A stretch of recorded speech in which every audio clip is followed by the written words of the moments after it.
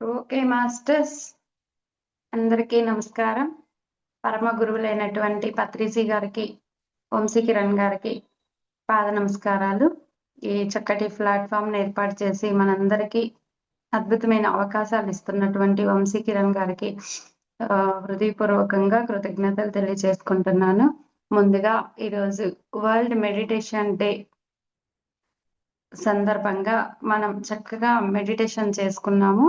అలాగే ఈరోజు డిసెంబర్ 21 మనం గనక చూసుకున్నట్లయితే మనకి పత్రి సార్ ప్రతి ఇయర్ ధ్యాన మహాయజ్ఞాలు, తర్వాత ధ్యాన మహాచక్రాలు, ఇప్పుడు ధ్యాన మహాయాగాలు జరుగుతున్నాయి.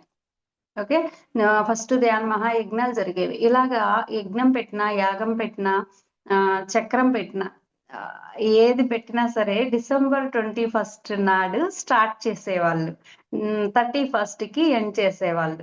అయితే ఈ డిసెంబర్ 21న ఎందుకు స్టార్ట్ చేశారు అంటే పత్రిగారికి ముందే తెలిసేమో ఈ రోజుని ఐక్యరాజ్య సమితి వరల్డ్ మెడిటేషన్ డేగా ప్రకటిస్తారు అన్న విషయము ఆయనకి తెలుసు. అంటే ఇది విశ్వ ప్రణాళికలో భాగం ఫ్రెండ్స్.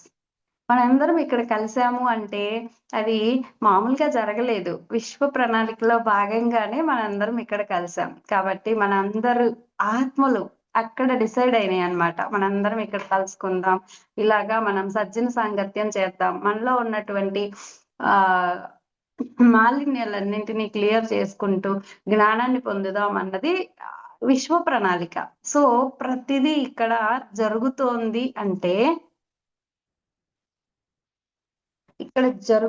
అంటే అది విశ్వ ప్రణాళికలో భాగంగా మాత్రమే జరుగుతుంది అన్నది మనం అవగాహన చేసుకోవాలి ఫ్రెండ్స్. సో ఈ ధ్యానం యొక్క ప్రాముఖ్యతని తెలియచెయ్యడానికి మన పత్రి గారు ఎంత కష్టపడ్డారో మనందరికీ తెలిసిందే. ఆయన ఫస్ట్ లో ఊరూరా తిరిగేవారంట. అప్పుడు ఇంత లేదు కదా పత్రి సార్కి. ఎవరో తాగుబోతులుంటే వాళ్ళకి నీకు తాగడానికి ఒక క్వార్టర్ ఇస్తాను, నేను ధ్యానం చెప్తా చేస్తావా అని చెప్పి కూర్చోబెట్టేవాళ్ళంట. మనం క్లాస్ పెట్టి అయ్యో ఎక్కువ మంది రాలేదే, నేను ఇంత క్లాస్ పెట్టానే అని చెప్పి మనం హర్ట్ అయిపోతుంటాం, మనం ఫీల్ అయిపోతుంటాం. కానీ ఆయన మాత్రం అది క్వార్టరే ఇస్తాను ధ్యానం చేస్తావా అని కూర్చునే వాళ్ళంట. చూడండి అసలు ఆయనకి ఎంత తపనో చూడండి. ఒకసారి పత్రి గారు చెప్పారు, నేను ధ్యానం చేశాను, నాకు తెలిసిపోయింది, నేను ఆత్మస్వరూపాన్ని అని తెలిసిపోయింది, ఇంకా నాకు ఇక్కడ పని ఏంటి అని అనిపించింది ఒక్క క్షణం. ఇంకా నాకు ఇక్కడ ఏం పని లేదు, హిమాలయాలకు వెళ్ళిపోయి చక్కగా సాధన చేసుకుందాం అనిపించింది. కానీ నా ఆత్మ ఒప్పుకోలేదు, అందరికీ తిరిగి ఈ జ్ఞానాన్ని, ఈ ధ్యానాన్ని అందించాలి అని నా ఇన్నర్ నుంచి అర్థమైంది. అందుకని నేను ఇలాగా ప్రచారం మొదలు పెట్టాను అని చెప్తారు. గౌతమ్ బుద్ధుడు కూడా చూడండి, ఆయన ఒక చక్రవర్తిగా ఉన్నారు. చక్రవర్తిగా ఉన్నటువంటి ఆయన ఏం చేశారు, ఏంటిది ముసలితనం ఏంటి, చనిపోవడం ఏంటి అని చెప్పి ఆయనకు ఒక వేదన వచ్చింది. ఆయనకి అందరి కోసం వేదన వచ్చింది ఫ్రెండ్స్. ఎప్పుడైనా మనకి వేదన వచ్చింది అంటే అందులో నుంచి జ్ఞానం వస్తుంది. దుఃఖం వచ్చింది అంటే అందులో నుంచి ఏమొస్తుంది, బాధే వస్తది. కాబట్టి వేదన అంటే అసలు ఏంటి, ఈ ముసలోళ్ళు అవ్వడం ఏంటి, పుట్టడం ఏంటి, చనిపోవడం ఏంటి, రోగాలేంటి, రొస్టులేంటి, వీటన్నిటికీ మూలం తెలుసుకోవాలి అని చెప్పి బయలుదేరాడు గౌతమ బుద్ధుడు. ఎన్నో సాధనలు చేశారు, ఎంతో మంది గురువుల దగ్గరికి వెళ్ళారు, ఒంటికాల మీద నిలబడ్డారు, తర్వాత చుట్టూతా మంటలు పెట్టుకొని అగ్ని సాధన చేశారు, రకరకాలు. బాడీ శుష్కించిపోతుంది కానీ, బాడీ అంతా తగ్గిపోతుంది కానీ అసలైనటువంటి విషయం మాత్రం అవగాహనలోకి రాలేదు ఫ్రెండ్స్. అలాంటి సిచ్యువేషన్ లో ఆయన ఇంకా బాడీ అయిపోతుంది, ఫుడ్ లేదు, వాటర్ లేదు, ఏం లేవు, ఆ బాడీ అయిపోతున్న సిచ్యువేషన్ లో ఆయనకి సుజాత అనే ఆవిడ కాస్త పాయసం తెచ్చిస్తుంది. నో మేము తినకూడదు, మేము రూల్స్ లో ఉన్నాము అని చెప్పి చెప్తాడు. అప్పుడు ఆవిడ చెప్తుంది అనమాట, నీ బాడీ ఉంటేనే కదా నువ్వేమైనా చేస్తావు, బాడీనే లేకపోయాక నువ్వేం చెయ్యగలవు? కాబట్టి ఫస్ట్ బాడీని నిలబెట్టు అని చెప్తది. అప్పుడు నిజమే కదా అని ఆయనకి అనిపించి ఆ పాయసం తీసుకుంటాడు. బుద్ధుడితో పాటు ఇంకా నలుగురుంటారనమాట సాధకులు ఆ టైంలోన. ఆ నలుగురు సాధకులు ఏం చేస్తారంటే, ఛీ! ఈ ఈడు ఈ గౌతముడు భ్రష్టు పట్టిపోయాడు. సిద్ధార్థుడు సారీ. ఆ టైంలో ఆయన పేరు సిద్ధార్థుడు. సిద్ధార్థుడు భ్రష్టు పట్టిపోయాడు. కాబట్టి ఇతని దగ్గర మనం ఉండొద్దు అని చెప్పి వాళ్ళు ఎళ్ళిపోతారు. ఇప్పుడు ఈయనొక్కడే ఉన్నాడు. కూర్చున్నాడు. అర్థం కాల. ఎన్ని సాధనలు చేసినా, ఏం చేసినా మూలం అర్థం కావట్ల. అప్పుడు ఆయనేం చేశాడు, సహజంగా అలా శ్వాసను గమనిస్తూ కూర్చున్నాడు. ఆటోమేటిక్‌గా అండి. తెలీదు ఆయనకి అప్పటికి. ఆహ్, ఆహ్, అంటే అసలు నేనేమి చేయలేకపోతున్నా, నేనేమి తెలుసుకోలేకపోతున్నా అన్న ఇదిలోన ఆ శ్వాసను గమనిస్తూ కూర్చుంటారు. అలా ఎప్పుడైతే గమనిస్తూ కూర్చుంటారో ఆటోమేటిక్‌గా ఆహ్, ఒక ఒక ఎంప్టీనెస్ ఒస్తది. ఆ ఎంప్టీనెస్‌లో నుంచి మైండ్ ఎంప్టీ అయిపోతదనమాట. ఆ ఎంప్టీనెస్‌లో నుంచి ఒక ఎనర్జీ రావడం మొదలవుతది. దాన్నలా కంటిన్యూ చేస్తాడు. అంతే. ఆ నైటు మొత్తం ఆయన గత జన్మలన్నీ అర్థమైపోతాయాయనకి. గత జన్మల్లో ఏ జన్మలో ఎలా చేశాడు? ఏం నేర్చుకున్నాడు? ఇలాగా ఆయన యొక్క ఆహ్, ఆత్మ ప్రయాణం మొత్తం అర్థమైపోతది. అలా అర్థమైపోయిన తర్వాత ఆయనకి మార్నింగ్ లెగిసిన తర్వాత ఆయనకేమనిపిస్తదంటే, అయ్యో! నా తోటి మిత్రులున్నారే నలుగురు నన్నొదిలేసి ఎళ్ళిపోయారు. మరి ఇంత అద్భుతమైనటువంటి జ్ఞానాన్ని నేను వాళ్ళకి తెలియచెయ్యాలి అని చెప్పి ఆయన దివ్య దృష్టితో చూస్తాడు. మరిప్పుడు దివ్య దృష్టొచ్చేసింది గదా! వాళ్ళెక్కడో దూరంగా ఉన్నారు. వాళ్ళ దగ్గరికెళ్తాడు.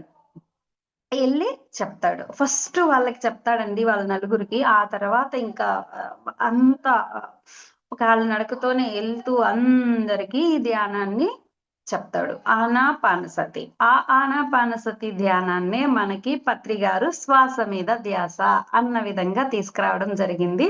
ఏంటసలు శ్వాస మీద ధ్యాస పెడితే ఏంటి మనకి ప్రయోజనం ఏంటి అంటే ఫస్ట్ శారీరకం. శరీరం గదా బాహ్యంగా ఉంది. మొదటిది శరీరం. రెండవది మనస్సు. మూడవది ఎమోషన్స్. మనల్ని ఆడించేది ఇవేనండి.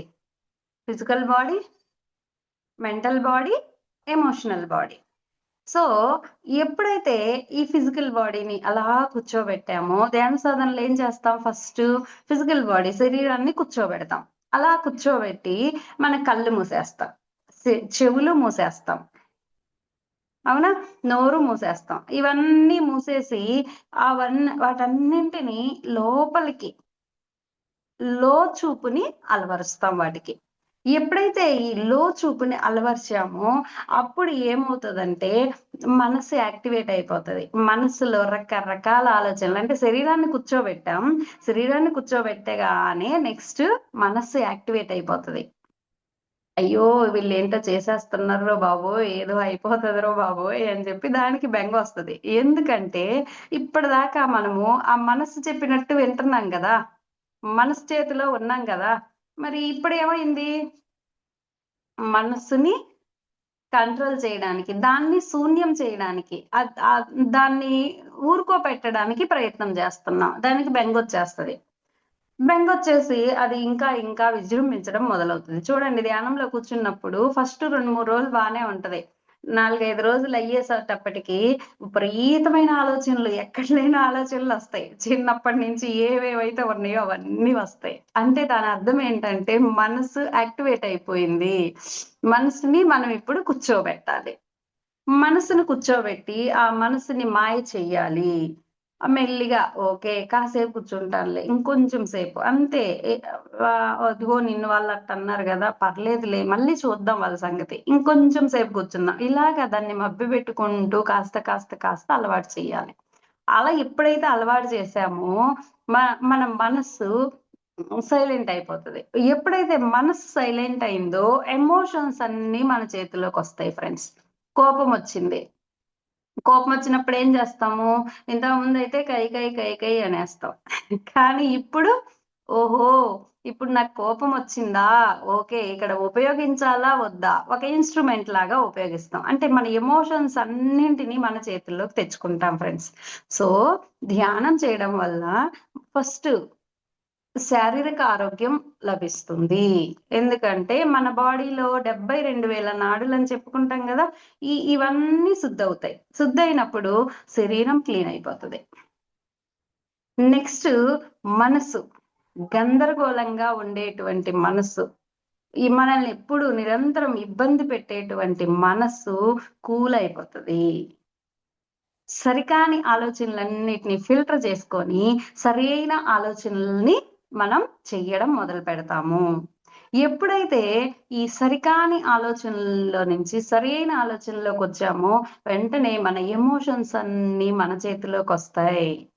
అప్పుడు ఏ ఏ ఎమోషన్‌ని ఉపయోగించాలి? ఏ ఎమోషన్‌ని ఉపయోగించొద్దు. ఈ విధంగా మనకి ఒక విచక్షణ అనేది మొదలవుతుంది ఫ్రెండ్స్.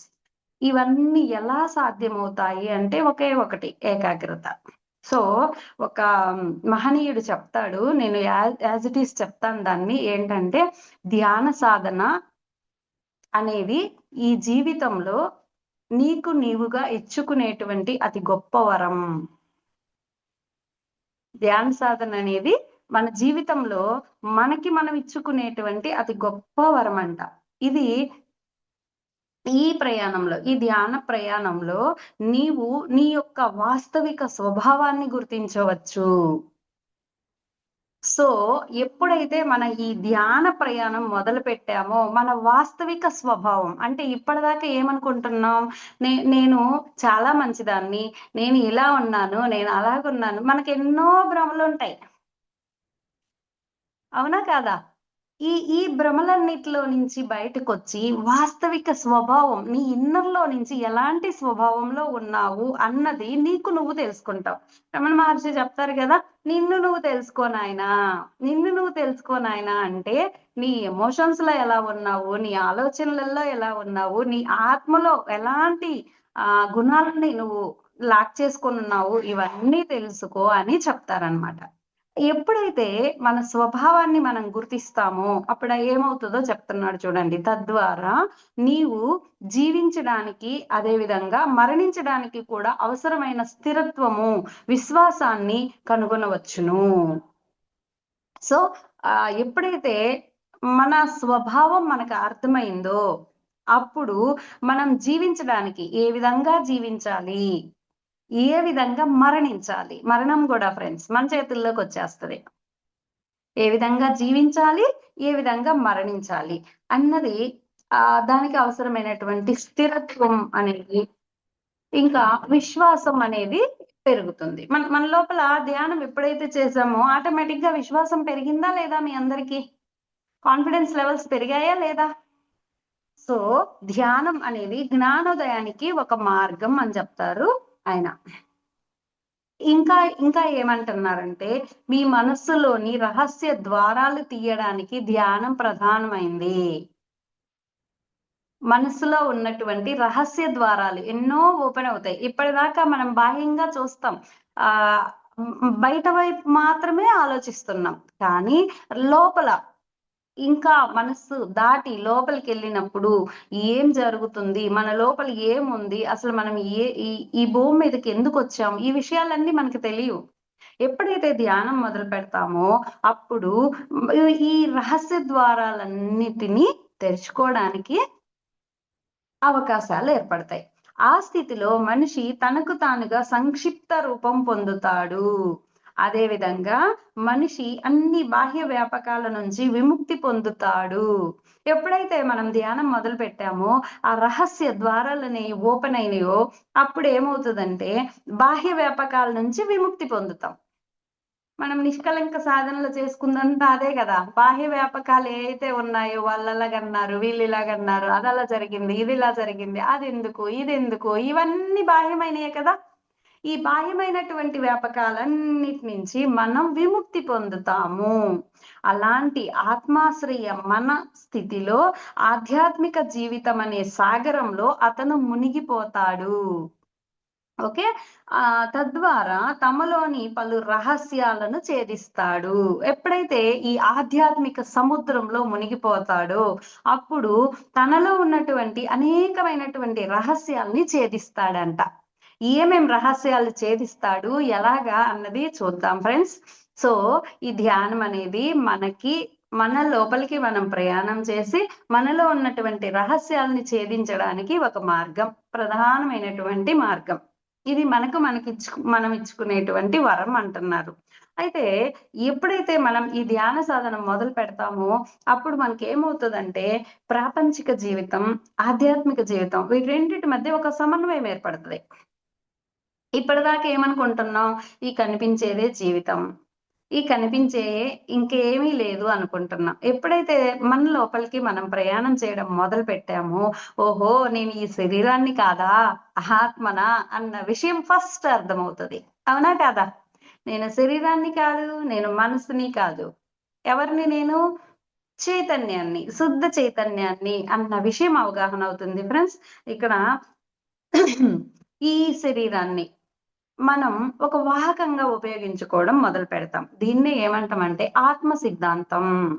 మొట్టమొదటి సిద్ధాంతం ఏంటి? ధ్యానంలోకొచ్చిన తర్వాత మనలో ఉన్నటువంటి రహస్యాలలో మొట్టమొదటి రహస్యం ఏంటి? మనం కనుక్కునే రహస్యం, నేను శరీరాన్ని కాదు, నేను ఆత్మని.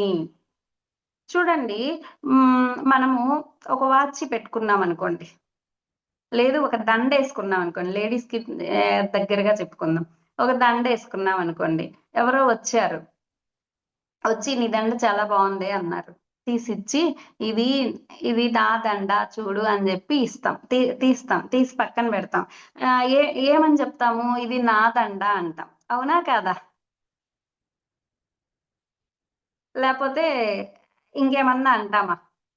లేదు ఒక చీర. ఇది నా చీర అంటాం. ఈ ప్రతి వస్తువుని ఇది నాది, నాది, నాది అంటాం. అలాగే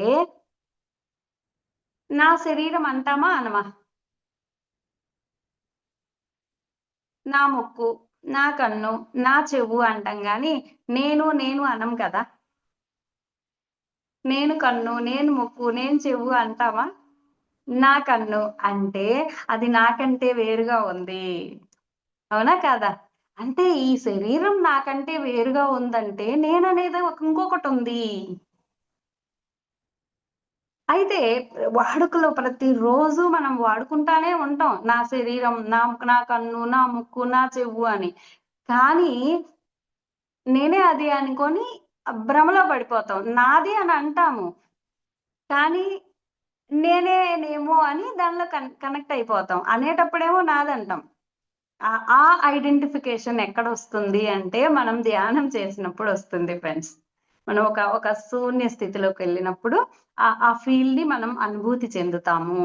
సో, మొట్టమొదటి రహస్యం ఏంటి అంటే, నేను ఈ శరీరాన్ని కాదు, ఆత్మని అన్న విషయాన్ని మనం అవగాహన చేసుకుంటాం. ఓకే. ఎప్పుడైతే నేను శరీరాన్ని కాదు, ఆత్మని అని అర్థమైందో, వెంటనే మనకొక క్వెషనొచ్చేస్తది. మరి నేను ఆత్మనైతే ఇక్కడెందుకున్నానబ్బా? ఆత్మ ఎక్కడన్నా ఇక్కడుంటదా? పైలోకాల్లో కదా ఉండాలి. ఎందుకిక్కడికొచ్చాను? క్వెషనొస్తది. క్వెషనొచ్చిన వెంటనే ఇంకా లోతుల్లోకి ప్రయాణం చేస్తాం. ఎప్పుడైతే ఇంకా లోతుల్లోకి ప్రయాణం చేస్తామో, అప్పుడు అర్థమవుతుంది, నేను ఈ భూమి మీద జన్మ తీసుకున్నాను. ఫస్ట్ రహస్యం ఏంటి? నేను ఆత్మని. ఈ శరీరాన్ని కాదు. కేవలం ఈ శరీరాన్ని నేను ఒక వాహకంగా తెచ్చుకున్నాను.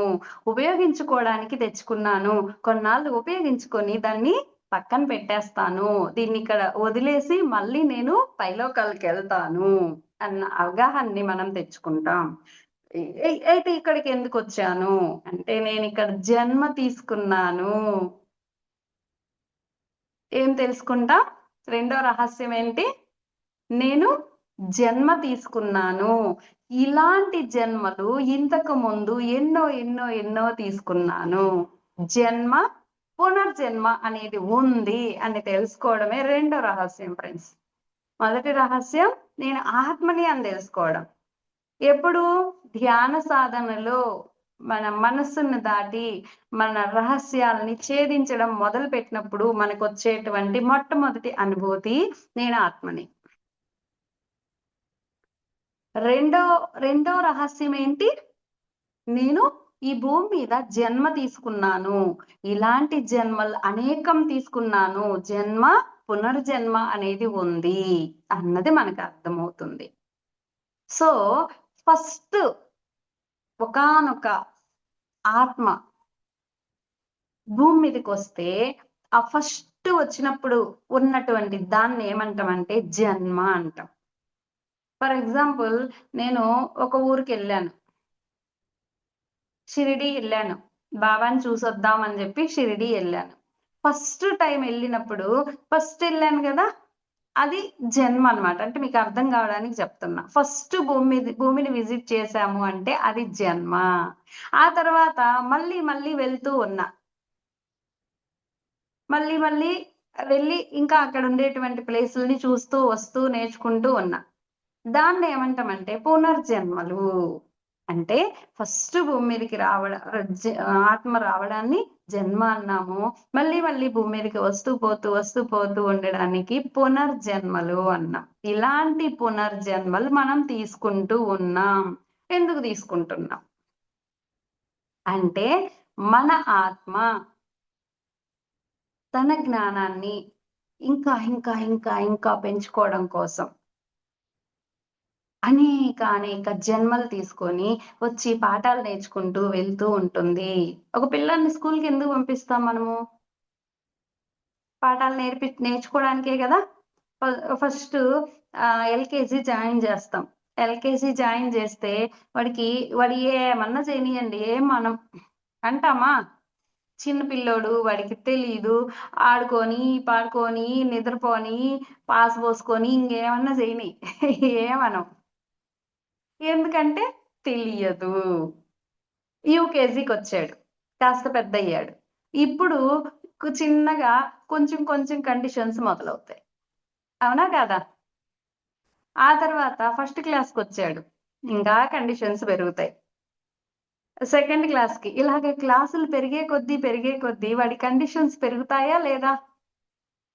వాడికి ఇవ్వబడేటువంటి సబ్జెక్ట్ గూడా పెరుగుతుందా లేదా? ఫస్ట్ అయితే ఏబీసీడీల ఆటలతో, పాటలతో టీవీ బెట్టి జల్సా చేపిస్తాం. తర్వాత బుక్స్ ఇస్తాం. బుక్స్‌లో నుంచి చదవాలి. ఇప్పుడు ఇంక వాడికి ఆటలు లేవు, పాటలు లేవు.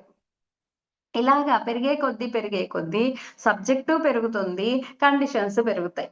అలాగే మనం గూడా జన్మ తీసుకున్నప్పుడు కొన్ని కండిషన్స్ ఉంటాయి. స్టార్టింగ్‌లో కండిషన్స్ ఏముండవు. జంతు జన్మల నుంచి అప్పుడే వచ్చాడు మానవ జన్మలోకి. వాడికి ఏ కండిషన్స్ ఉండవు. వాడు తింటడు, తాగుతుడు, పండుకుంటడు, దొర్లుతుడు వాడిష్టం. చూస్తా ఉంటడు పైనుంచి. ఓకే. చిన్న పిల్లోడు ఇప్పుడే కదా భూమి మీదకెళ్ళాడు. LKG student. Okay. It's okay. Next మళ్ళీ జన్మలు తీసుకున్నాడు. ఏరా పోయినసారెళ్లి జన్మలు తీసుకున్నావు గదా! కాస్త నాలెడ్జ్ పెంచుకున్నావు గదా! కాబట్టి కండిషన్స్ అప్లైడ్. ఇలాగా మెల్లిమెల్లిగా మనం క్లాసులు పెరిగే కొద్దీ ఏమవుతదంటే, మనకి బౌండరీస్ ఎక్కువైపోతాయండి. మనం నేర్చుకోవాల్సిన సబ్జెక్టు పెరిగిపోతది.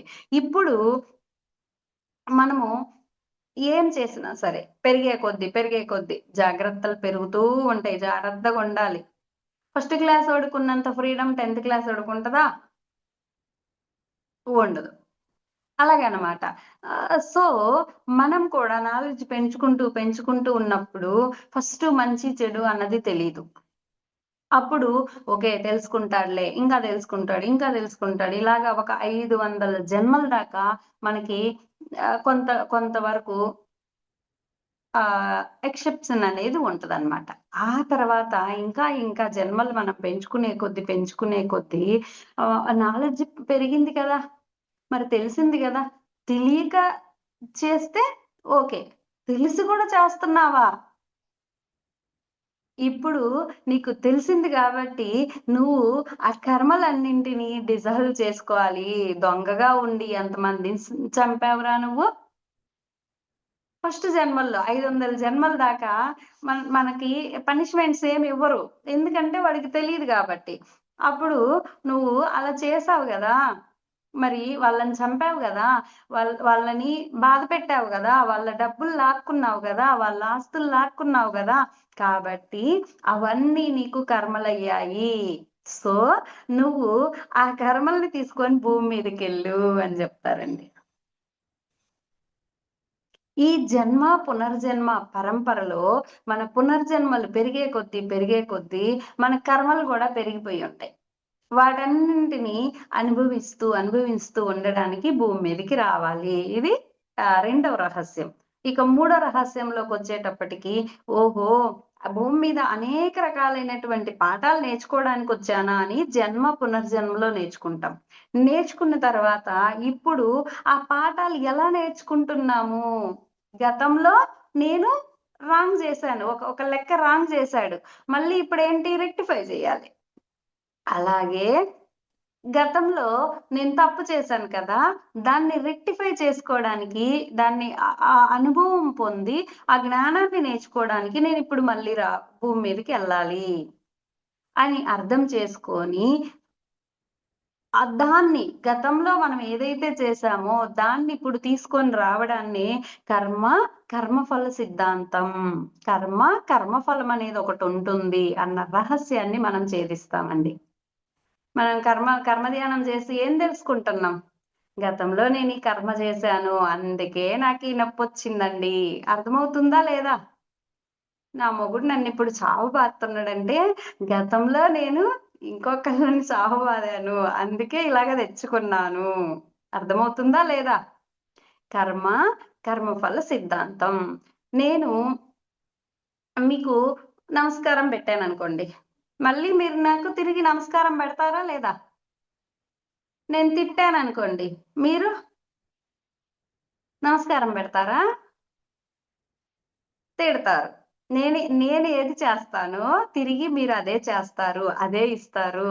అదే కర్మఫల సిద్ధాంతం అండి. కర్మ అంటే పని. ఫలం అంటే ఆ కర్మకి సంబంధించినటువంటి ఫలితం. సో, నేను ఏ కర్మ అయితే చేశానో, ఆ కర్మకి తగ్గ ఫలితాన్ని నేను పొందుతాను అన్న రహస్యాన్ని మనం ఇక్కడ అర్థం చేసుకుంటామండి. అదొక సీక్రెట్. ఇంతకుముందు తెలియనప్పుడంతా ఏమనుకుంటాం, అయ్యో! నన్ను వాళ్ళెందుకింత బాధ పెడుతున్నారు? అయ్యో! వాళ్ళెందుకు ఇలా చేస్తున్నారు అని చెప్పి ఫీల్ అయిపోతాం.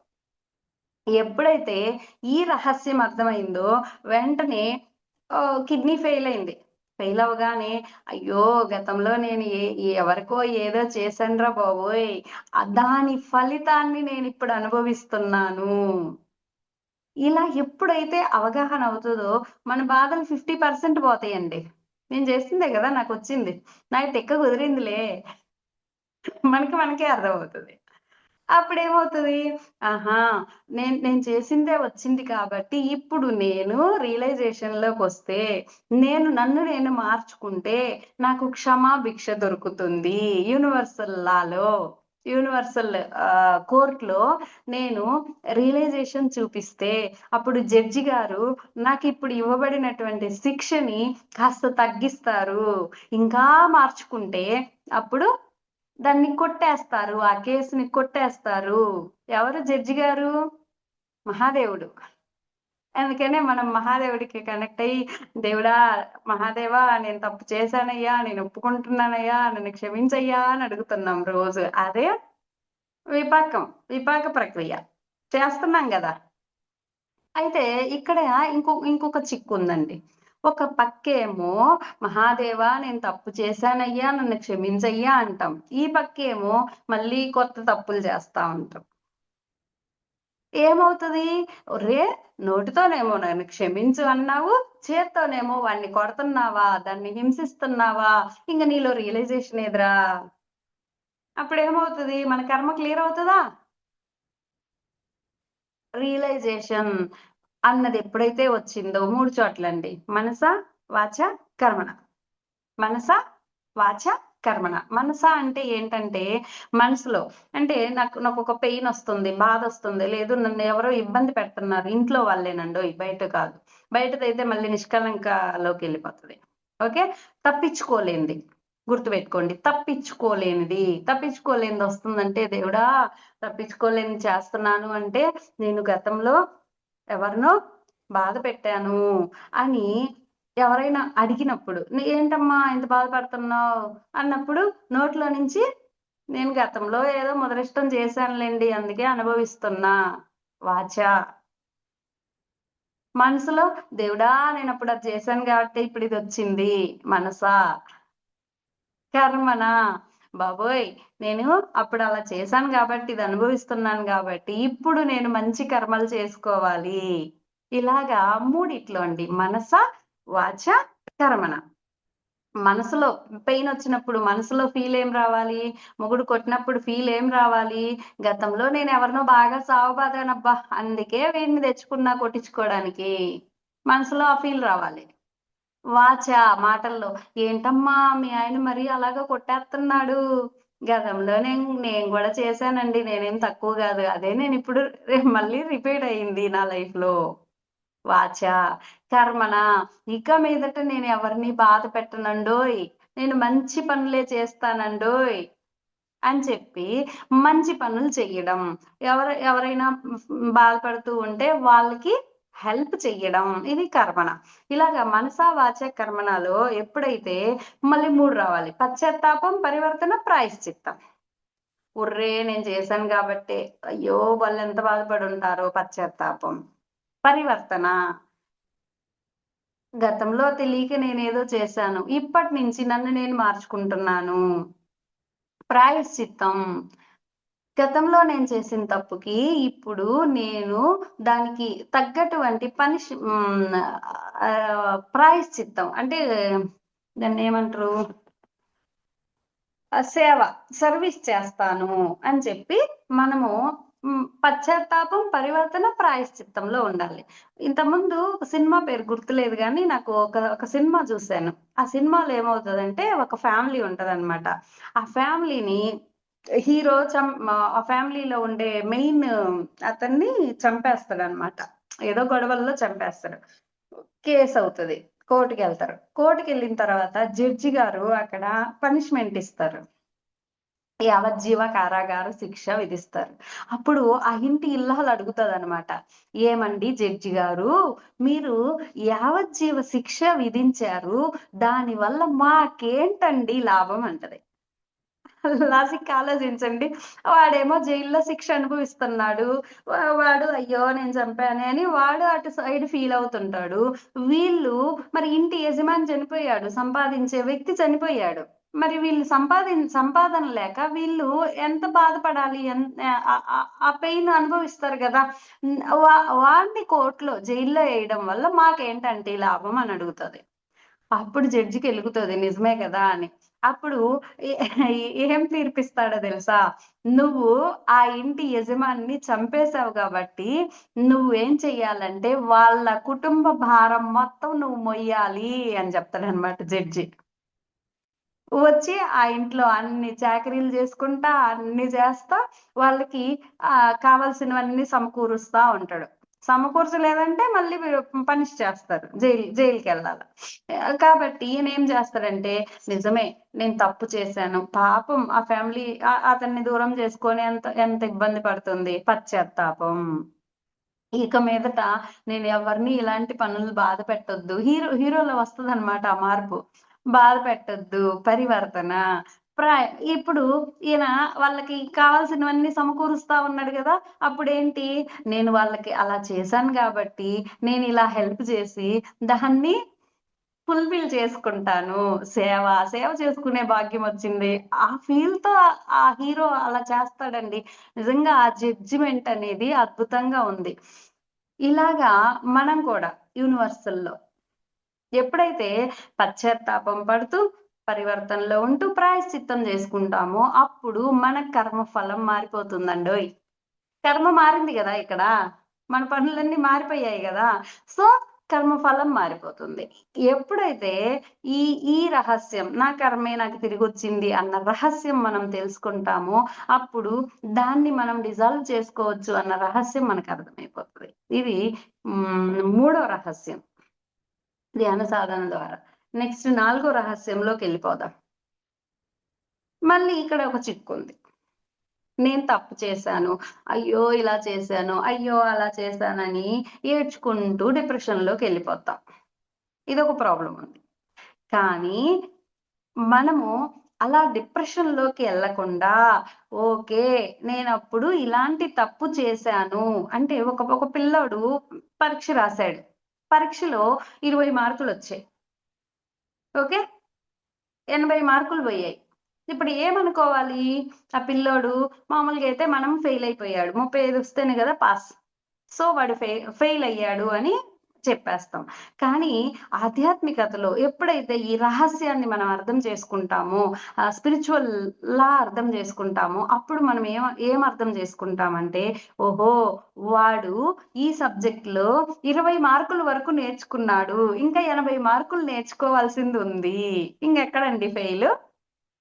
అవునా? కాదా? సో, ఈ లోకంలో ఫెయిల్ అనేదే లేదు. అది మన మనసుతో సృష్టించుకుంది మాత్రమే. స్పిరిచువాలిటీలో అసలు ఫెయిల్ అనేదే లేదు. ఎందుకంటే నిన్న మొన్న మనము వాళ్ళట్టన్నారు, వీళ్ళిట్టన్నారని ఏడుస్తూ కూర్చున్నాం. ఈరోజు మనం అలా ఉన్నామా? కొంత మార్పొచ్చిందా లేదా? అంటే ఆ సబ్జెక్ట్‌లో మనం పికప్ అయ్యామా లేదా? అర్థం చేసుకున్నాం. పికప్ అయ్యాం.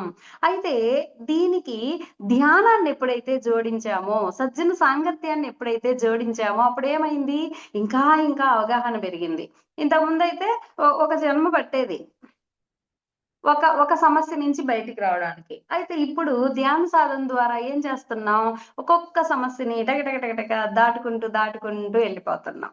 నిష్కళంక సాధనలో ఎన్ని నేర్చుకున్నాం? ఎలా బయటపడొచ్చని ఎంతగా అంటే మన ఆధ్యాత్మిక ప్రయాణం అనేది మనం నేర్చుకునేటువంటి లెసన్స్ అనేవి స్పీడప్ అయిందా లేదా? సో, ఎప్పుడూ కూడాను ఈ ఈ మనము పురోగమనంలోనే ఉంటాము. అంటే ముందుకే వెళ్తాము. వెనక్కెళ్ళము అన్నది మనం ఇక్కడ అర్థం చేసుకుంటామండి. ఇప్పుడు నిన్న నేనొక తప్పు చేశాను. ఈరోజు అది చెయ్యొద్దు అని అవగాహన చేసుకున్నాము. అంటే ఒక స్టెప్ పెరిగినట్టే గదా! సో, మన యొక్క ఆత్మ ప్రయాణం అనేది ఎప్పుడు ముందుకే ఉంటుంది. అన్నది నెక్స్ట్ రహస్యం. ఈ ఈ పురోగమనం అనేది ఇంకా స్పీడప్ చేసుకోవాలి అంటే మనము సాధన చెయ్యాలి, సాంగత్యంలో ఉండాలి అని తెలుసుకునే రహస్యమే యోగ రహస్యం. యోగము అంటే కలయిక. దేనితో? శ్వాసతో కలయిక. ఎప్పుడైతే మనం ఈ యోగం ఆహ్, మొదలుపెట్టామో అప్పుడు ఓహో! నేను ఈ సబ్జెక్ట్‌లో 20 మార్కులు తెచ్చుకున్నానా? ఇంకా 80 నేర్చుకోవాల్సుందా? ఓకే. It's okay. నేను నేర్చుకుంటాను అని మొదలుపెడతాం. ఈ నేర్చుకోవడం మొదలుపెట్టినప్పుడు ఆహ్, అసలు మూలంలోకెళ్ళి మనం అవగాహన చేసుకున్నప్పుడు, ఓహో! నేను ఇందుకు వెనకబడినానా అని అర్థమైనప్పుడు, దానికి సంబంధించినటువంటి దాన్ని ఇంకా స్పీడ్‌గా నేర్చుకుంటామా లేదా? స్పీడప్ అవుతామా లేదా? ఫర్ ఎగ్జాంపుల్ ఒక కర్మ చూసుకుందాం. అయ్యో! నేనిలా చేశానా? డిజాల్వ్ చేసేసాం అయిపోయింది. ఇంకొక కర్మొచ్చింది. వెంటనే డిజాల్వ్ చేస్తామా? లేకపోతే ఇంతకు ముందులాగా ఒక నెల, 2 నెలలు ములుగుతూ, ముక్కుతూ ఉంటామా? ఇప్పుడు అవగాహన అయింది గదా! వెంటనే డిజాల్వ్ చేసుకుంటాం. వెంటనే విపాకం చేస్తాం. వెంటనే కర్మ చూసుకుంటాం. అంటే మన ప్రయాణం అనేది స్పీడప్ అయిందా లేదా? దేనివల్ల స్పీడప్ అయింది? యోగము. మనతో మనం కలిసి మన లోపలికి మనం ప్రయాణం చేయడం వల్ల మనకి అర్థమైంది ఫ్రెండ్స్. ఇదే యోగ రహస్యం.